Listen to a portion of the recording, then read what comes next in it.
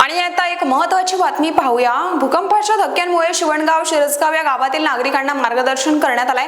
गेल्या काही दिवसांपासून शिवणगाव, फतेपूर, शिरसगाव, मोझरी या गावांमध्ये मध्यरात्री जमिनीपासून जोराने आवाज येत असून जमिनी हादरत असल्याच्या घटना काही दिवसापासून इथे घडते आहे आणि त्यामुळे या गावातील लोकांमध्ये एक भीतीचं वातावरण निर्माण झालंय। आणि नेमकं जमिनीला हादरे कशामुळे येत आहे आणि याचं कारण शोधण्यासाठी काही दिवसा अगोदर स्थानिक प्रशासनातर्फे जिओलॉजिकल टीम प्राचारण करण्यात आली होती आणि त्यांना सुद्धा नेमकं धक्का कशामुळे याचं कारण ते सांगू शकले नाही। म्हणून आता संभाजीनगर येथून श्रीनिवास औतकर, संचालक MGM APJ अब्दुल कलाम खगोल अंतराळ विज्ञान केंद्र यांच्यातर्फे गाववासियांचे मार्गदर्शन करण्यात आले आहे आणि त्यांच्या मते यावर्षी जास्त मिलीमीटर पाऊस झाल्यामुळे आजूबाजूला असलेले तलाव पूर्णतः भरलेले आहे आणि विहिरीचे पण पाणी 3 मीटर पर्यंत वाढलेत। त्यामुळे पाण्याचा निचरा जमिनीत न होता तो वर असल्यामुळे भूगर्भामध्ये पाण्याचे वजन वाढल्यामुळे त्याचा परिणाम या झटक्यांना कारणीभूत असल्याचंही शास्त्रज्ञांतर्फे गावकऱ्यांना सांगण्यात आलंय। शास्त्रज्ञांच्या म्हणण्यानुसार हे सौम्य धक्के आणखी काही दिवस येणार असून मग ते आपोआप कमी होईल, म्हणून गावकऱ्यांनी भीती न बाळगायचे आवाहनही यावेळी करण्यात आले आहे। यावेळेला सरपंच धर्मराज खळसे यांनी भूकंपाबाबत प्रास्ताविक करून प्राथमिक माहिती दिली। त्यावेळेस औधणकर मॅडम, मयूर कळसे, तहसीलदार तिवसा, नायब तहसीलदार नरेंद्र कुरडकर, नायब तहसीलदार तिवसा अभिषेक कासोदे, गटविकास अधिकारी पंचायत समिती तिवसा निलेश श्रीखंडे, संजय देशमुख, जसबीर ठाकूर, सरपंच धर्मराज खळसे, उपसरपंच राजश्री तेलंगे, ग्रामविकास अधिकारी विनोद खळसे उपस्थित होते। तसेच स्वागत समारंभकरिता प्रियंका चव्हाण, राजश्री तेलंगे यांच्यातर्फे करण्यात आले। तर आभार प्रदर्शन इतर बाबी करता असे विनोद खळसे ग्रामविकास अधिकारी यांनी ही भूमिका पार पडली आहे।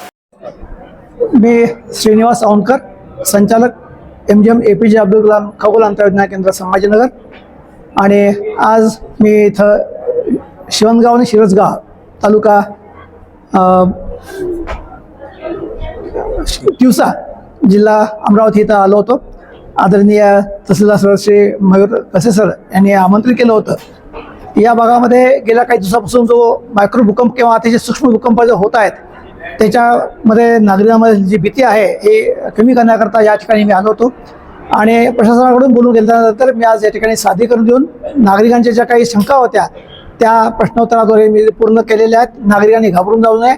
अतिशय सूक्ष्म ही धक्के आहेत। पाण्याची पातळी आपल्या भागात यावर्षी जो पाऊस झालेला आहे ते तीव्रता वाढल्यामुळं ही सगळ्या घटना होत्या असा प्राथमिक आपल्याला अंदाज व्यक्त करता येऊ शकतो। ह्यामुळं होणारी काही तीव्रता जी आहे ही काही खूप मोठी वाढणार नाही आहे। त्यामुळे नागरिकांनी घाबरून जाऊ नये। या ठिकाणी आवाहन करतो की या सगळ्या याच्यामध्ये सहकार सगळ्यांचं एकमेकांसह असलं पाहिजे आणि या ठिकाणी मायक्रो भूकंपाच्या पलीकडे काही होणार नाही हे निश्चित। माझं जे केंद्र आहे हे भूकंपावर देखील काम करतं, हवामानावर देखील काम करतं आणि अंतराळात देखील काम करतं। ज्या एकूण या परिसराचा बघितला गेला असलं पाहिजे की एकूण आपल्याकडे असलेला पावसाचा जो काही कॅचमेंट एरिया जो आहे त्यावरती आधारित आहे आणि खाली स्टार्टा कसा सेटल होत प्रयत्न करतं ते, आणि त्यामुळं हे केवळ आपल्या अमरावतीत नाही, महाराष्ट्रात अनेक ठिकाणी आता बीड जिल्ह्यामध्ये झाला, सोलापूर जिल्ह्यात देखील भूकंपाचे धक्के बसलेले आहेत। ही अनेक ठिकाणी मायक्रो भूकंपाची आपली मालिका महाराष्ट्रात आहेच आहे। ही खोली आहे प्रशासन देखील आता त्याच्याकरता 2 मध्ये जी मायक्रो सिस्मोग्राफ जो आहे हे सेन्सर जो आहे तो देखील बसवणार आहेच आहे।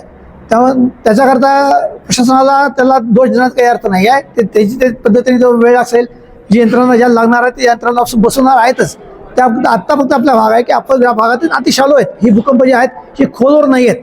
त्यामुळे उथळ असल्यामुळे होतं काय, त्या गावाच्या आसपासच सुद्धा होतंय, लांबपर्यंत तीव्रता नाही आहे आणि त्यामुळे घाबरून जाऊ नका एवढंच आवाहन या ठिकाणी करायचं आहे।